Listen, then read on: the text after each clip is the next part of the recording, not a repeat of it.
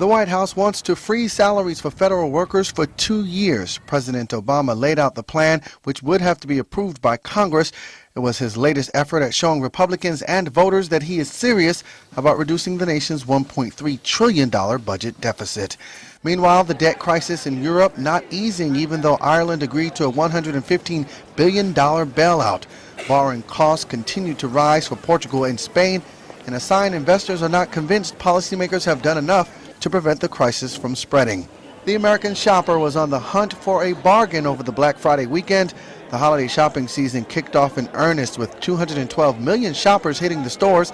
That's up from last year, and average spending was up per person, according to the National Retail Federation.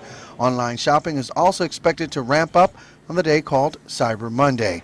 The season is off to a strong start, but not ebullient, reminds Jim Awad of Zephyr Management. Black Friday was a success because it was compared to a very weak 2009, and also the economy is better and consumers are feeling better. But don't get carried away. It's somewhat better.